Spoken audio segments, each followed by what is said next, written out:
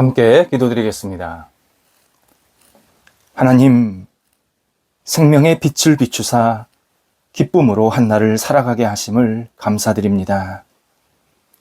저희가 오늘 주님이 비추시는 생명의 빛에 따라 움직이게 하옵소서. 사람을 살리는 일을 적극적으로 행하는 저희가 되게 하옵소서. 잘못된 일을 멈추는 일에 주저하지 않게 하옵소서.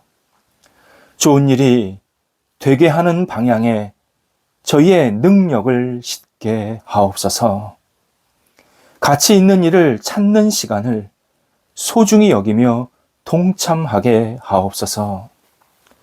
주님의 사랑 안에서 오늘도 감사로 시작하고 감사로 마무리하게 하옵소서. 주님의 인도하심 속에서 오늘도 형통한 날이 되고 평안으로 마무리하게 하옵소서. 주님의 은혜 안에서 소망으로 살고 열매를 기다림으로 마무리하게 하옵소서. 병상에 있는 사랑하는 성도들을 붙잡아 주옵소서.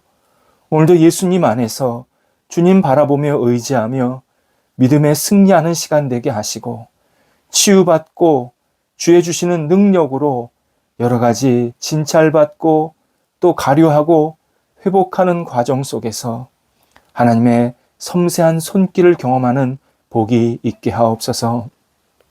사랑하는 환우들이 영적으로 지치고 힘들지 않게 하여 주옵소서. 주님을 더욱더 바라보고 의지하여서 이 모든 어려운 시간들을 넉넉히 극복할 뿐만 아니라 하나님이 나를 사랑하심을 순간순간 고백하며 영적으로 성숙되는 시간 되게 하옵소서. 옆에서 병간호하는 그리고 여러 가지 일들을 돕고 또 삶의 일들을 감당하고 있는 가족들을 붙잡아 주셔서 하나님께서 가족들의 마음에 위로해 주시고 소망 주시고 하나님께 모든 것을 내어 맡기는 복이 있게 하여 주옵소서. 삶의 터전에 풍성한 은혜 베풀어 주셔서 식구들을 돌보기에 어려움이 없게 도와 주시옵시고 여러 가지 역할들을 감당할 때에 하나님 우리 가족들이 하나님 안에서 진정한 기쁨으로 감사함으로 모든 역할들을 감당하도록 인도하옵소서. 자녀들을 붙잡아 주옵소서. 자녀들이 예수님 안에서 오늘도 강건케 하여 주옵소서. 영적으로 흔들리지 않게 하시고 주님을 바라보게 하시며 예수님을 의지하며 하나님을 찬양하며 영광 돌려드리는 한날 되게 하여 주시어서 자녀들이 영적으로 깨어서 주님과 함께 동행하며 날마다 주님을 기쁘시게 하는 영혼들 되도록 인도하옵소서. 육체적으로도 강건케 해 주셔서 생활하기에 불편함이 없게 하여 주시옵시고 자녀들이 힘있게 날마다 살아가는 복이 넘쳐나도록 인도하옵소서.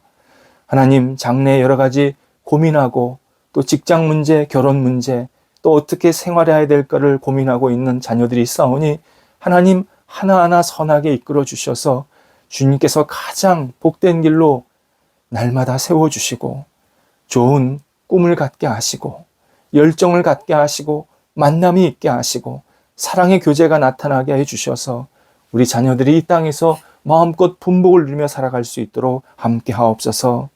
학업에 있는 자녀들 붙잡아 주옵소서. 공부할 때 시험 준비할 때 지치지 않게 하시고 하나하나 지혜롭게 잘 준비해서 하나님께 영광되게 하시고 자신의 미래를 힘차게 준비해 나갈 수 있는 지혜로운 학업과 시험 준비 시간 되도록 역사하옵소서. 일터를 붙잡아 주옵소서. 오늘도 주님이 주신 일터가 믿음의 굳건히 세워지게 하시고 하는 모든 역할들이 하나님께 영광되게 하여 주옵소서.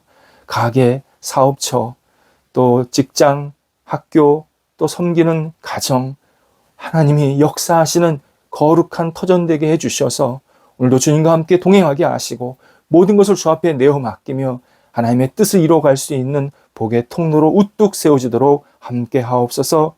거래와 투자를 위해서 계속 기도하고 있사오니 좋은 거래할 사람들, 투자할 사람들 만나게 하여 주시어서 모든 교제가 하나님의 능력 안에서 이루어지게 하시고 선한 열매가 맺혀지게 하시고 하나님 나라에 크게 쓰임받는 교류가 되도록 인도하옵소서. 계획하고 추진하는 일들이 있습니다. 하나님 하나하나 섬세하게 이끌어 주셔서 잘 감당하게 하시고 이 계획과 추진되는 일들이 하나님께 기쁨이 되고 또 우리의 영혼 속에도 만족과 감사함이 넘쳐나는 귀한 일들이 될 수 있도록 함께 하옵소서. 어려움이 있는 것 주님께서 아십니다. 잘 극복하게 하시고 담대하게 이겨낼 수 있게 하여 주시어서 이 어려움을 통해서 한 단계 더 하나님께 가까이 가고 주의 주시는 은혜와 복을 누릴 수 있도록 함께 하옵소서. 출타하는 성도들 붙잡아 주셔서 오늘도 하나님 앞에 영광되게 하시고 이 출타의 시간이 하나님의 기쁨이 되게 하시고 좋은 목적을 달성하고 돌아와서 하나님 감사합니다. 저와 함께 하셨습니다. 고백하는 아름다운 신앙의 고백이 나타나는 출타의 시간 되게 하옵소서.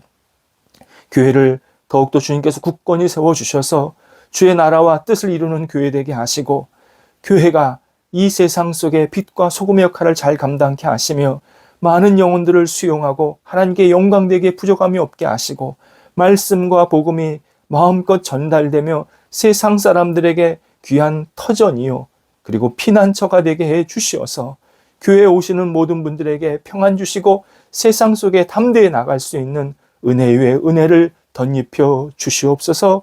교회가 오직 하나님이 주시는 능력으로 굳건히 날마다 빛을 발하도록 인도하옵소서. 우리 성도들 한 달을 생활할 때 지혜롭게 잘 시작하게 하시고 힘차게 한 달을 맞이해서 주님과 함께 동행하며 하나님께 영광 돌려드리는 매일매일 삶이 일어나게 하여 주옵소서. 예수님의 이름으로 기도드립니다. 아멘. 오늘 우리에게 주시는 하나님의 말씀은 신약성경 마태복음 25장 35절에서 40절까지의 말씀입니다. 신약성경 마태복음 25장 35절에서 40절까지의 말씀입니다. 살아계신 하나님의 말씀을 봉독합니다. 그때 임금이 그 오른편에 있는 자들에게 이르시되 내 아버지께 복을 받을 자들이여 나와 창세로부터 너희를 위하여 예비된 나라를 상속받으라. 내가 줄일 때에 너희가 먹을 것을 주었고 목마를 때에 마시게 하였고 나그네 되었을 때에 영접하였고 헐벗었을 때에 옷을 입혔고 병들었을 때에 돌보았고 옥에 갇혔을 때에 와서 보았느니라.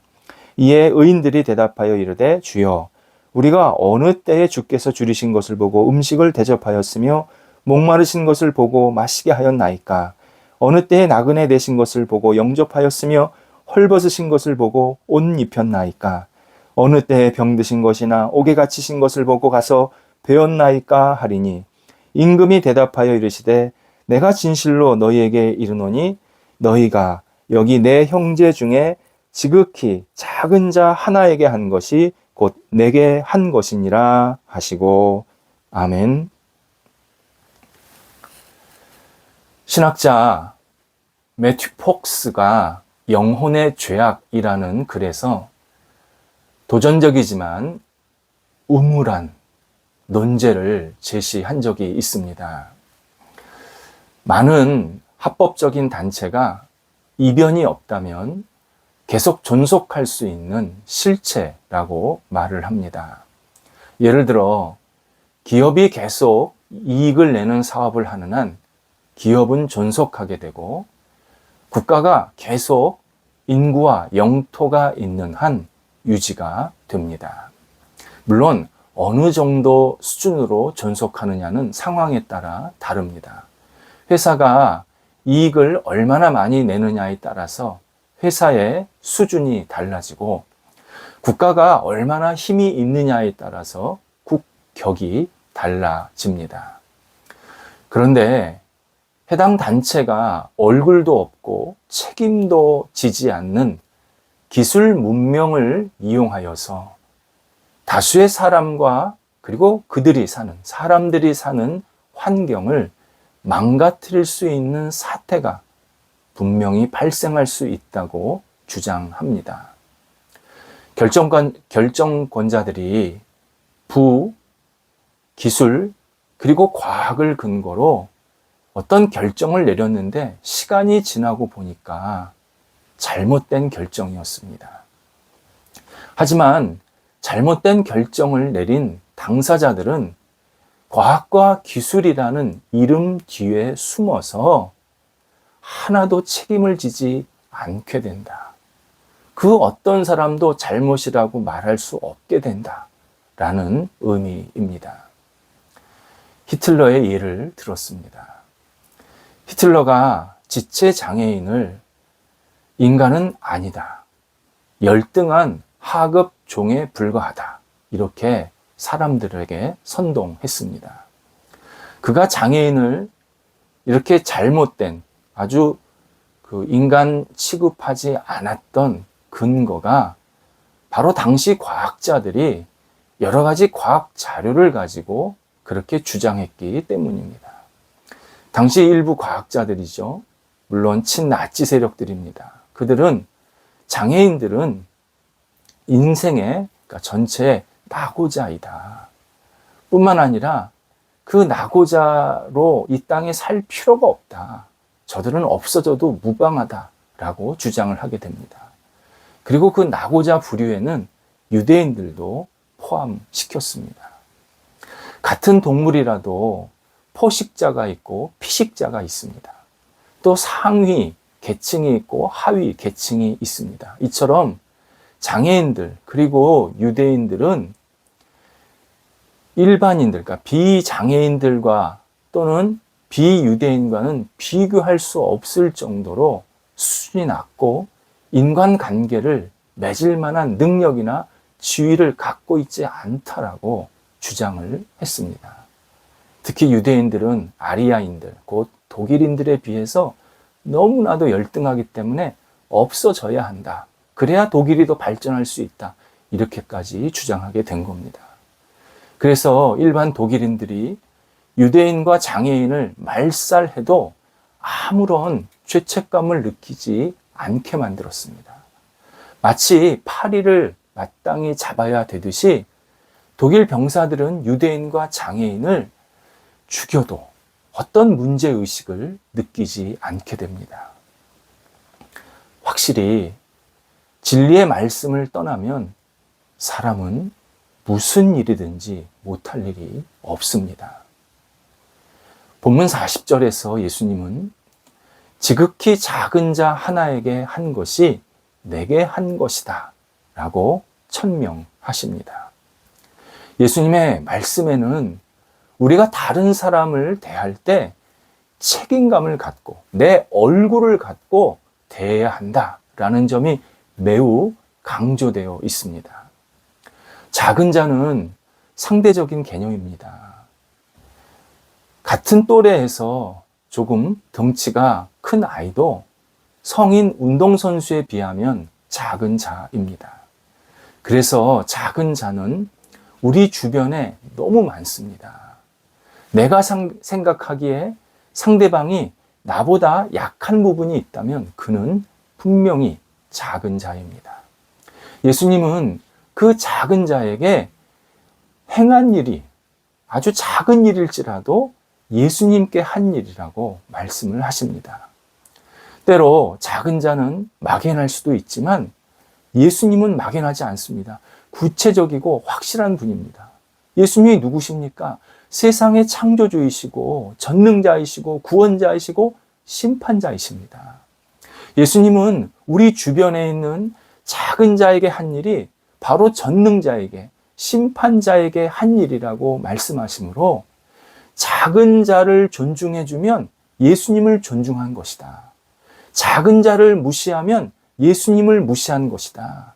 작은 자를 공격하면 예수님을 공격하는 것이고 작은 자를 소중히 여기면 예수님을 소중히 여긴 것이다. 이렇게 명확한 책임성을 부여해주고 계십니다.